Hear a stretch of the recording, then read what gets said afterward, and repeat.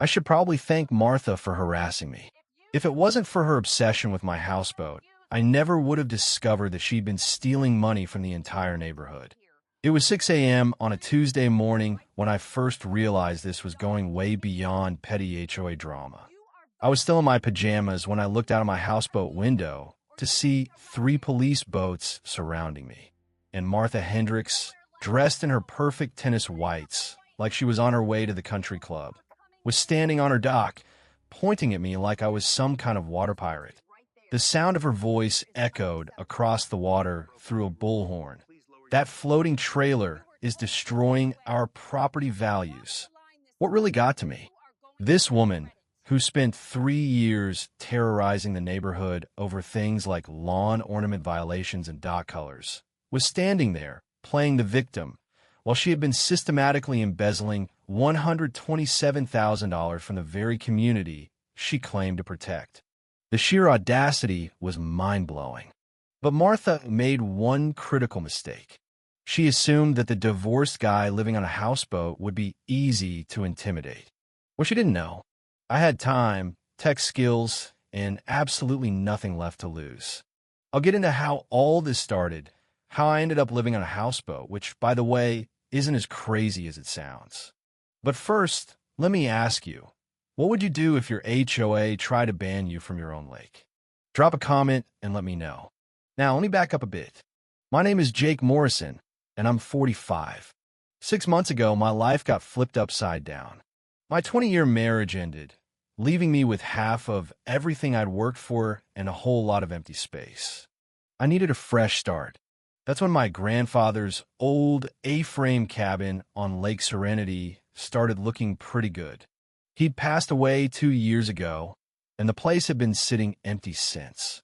I inherited it, but between work and trying to hold my marriage together, I never found time to deal with it. After the divorce, everything changed. That little cabin, run down as it was, started looking like my salvation. The only problem? The place needed a ton of work. New roof, updated electrical, foundation issues. We're talking months of renovation. So, that's where the houseboat came in.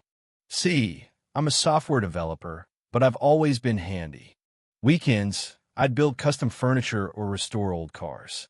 So I thought, why not? I'd build myself a floating home while I renovated the cabin. I set up shop, and the smell of fresh sawdust mixed with coffee beans in the morning became my new normal. And let me tell you, waking up to the sound of loons calling over still water beats traffic, noise, any day. Lake Serenity is a decent-sized community, about 200 homes scattered along the shoreline. You've got your mix of people, year-round residents, weekend warriors with their base boats, and retirees from the city looking for peace and quiet. Most people get along. Most people. Then, there's the Pine View Shores HOA. They control about 60% of the lakefront properties, including some of the priciest ones. That's where Martha Hendricks came in. She moved here 3 years ago after retiring from a bank management job in the city. Think of your stereotypical HOA president. Blonde hair that never moves, perfectly manicured nails, and a smile that never quite reaches her eyes. She lived in the biggest house on the lake with her husband, Roger, who's about as exciting as watching paint dry. Now, here's the thing about Martha. She had a pattern. In her 3 years as HOA president, she systematically targeted anyone who didn't fit her vision of lakefront living. The Martinez family got harassed over their dock decorations being too colorful. Mr. Peterson, who's 83, faced daily complaints about his unkempt yard, even though the man was doing his best. I mean, come on. The gravel would crunch under my feet as I walked to the community boat launch. Martha even tried to get that paved because it wasn't aesthetically pleasing. The first week I was living on the water, she showed up at my dock with a clipboard and that fake smile.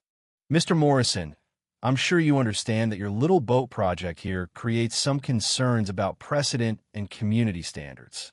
I told her that my grandfather's property predated any HOA jurisdiction and that everything I'd built was completely legal under county maritime codes. Her smile got tighter. Well, We'll just have to see about that, won't we? That's when the harassment started. Daily photo sessions of my boat from different angles. Noise complaints filed every time I ran my generator, despite it being solar-powered and silent 90% of the time. She'd show up at community meetings, talking about certain individuals disrupting the peaceful lake lifestyle we all cherish. I could feel the tension in my bones as she drove away that first day. I had a feeling this was just the beginning. 2 weeks into Martha's photo surveillance campaign, she decided to escalate. One morning, I was out on the water, testing some solar panel adjustments when I heard the whine of multiple boat engines approaching fast. Coast Guard cutters, County Sheriff's Marine Unit, and Martha, trailing behind on her pristine pontoon boat like she was leading some kind of naval parade. A Coast Guard lieutenant, probably in his mid-20s, pulled alongside. Serious expression, the kind they teach you at the academy.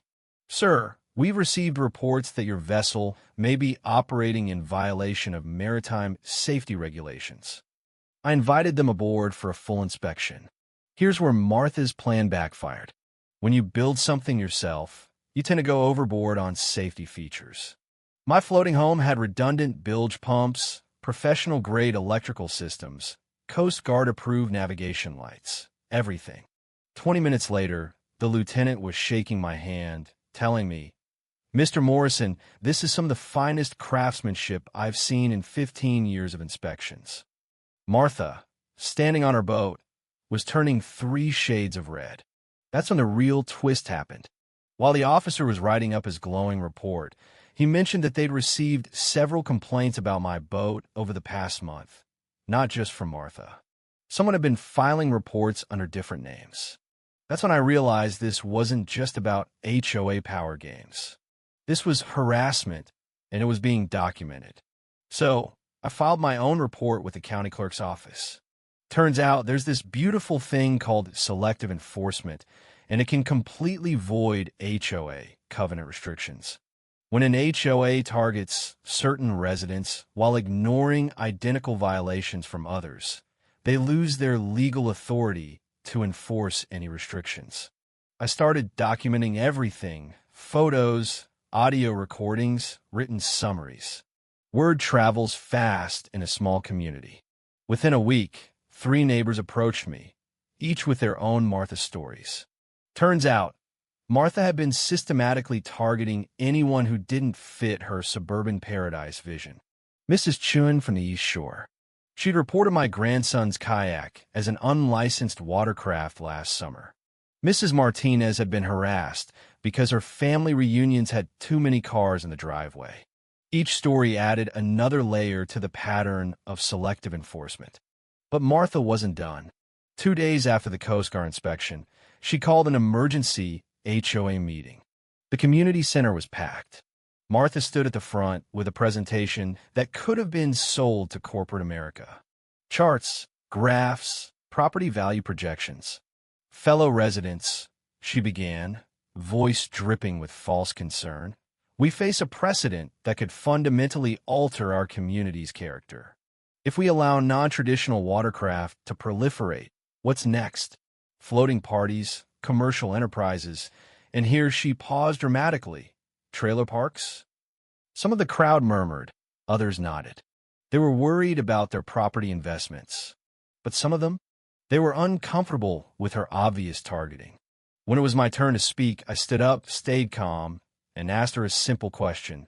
"Martha, could you please explain why my legally built, Coast Guard-approved houseboat violates community standards?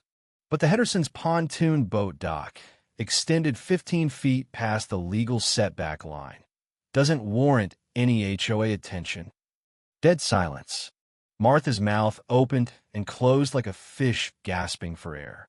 She hadn't expected me to do my homework. Here's a little nugget of advice. Always document every interaction with your HOA. Selective enforcement is their legal Achilles heel. That night, driving home past the lake, I realized something had shifted. This wasn't just about my right to live on my boat anymore. This was about standing up to someone who had been bullying this community for years, ruining lives one petty rule violation at a time. Martha wasn't about to back down. She escalated.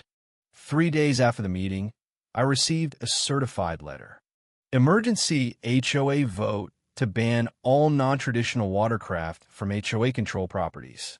The timing? Suspect. 30 days notice for a vote that would destroy my houseboat. But Martha made a second mistake. She assumed everyone would fall in line with her approach. What she didn't count on were the old-timers who had lived here before the HOA even existed. I spent the next 2 weeks talking to everyone I could. Not campaigning, just talking over coffee, casual chats.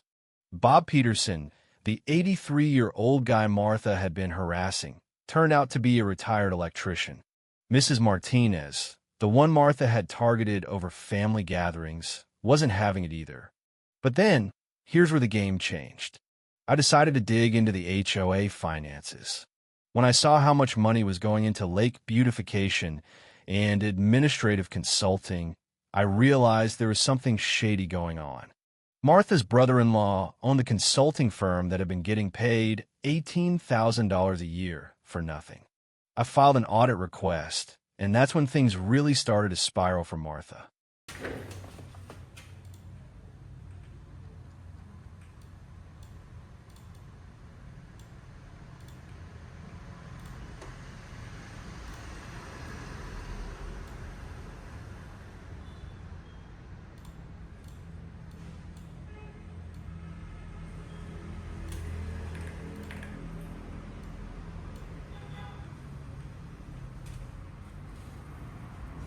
Cảm ơn tất cả các bạn đã xem video.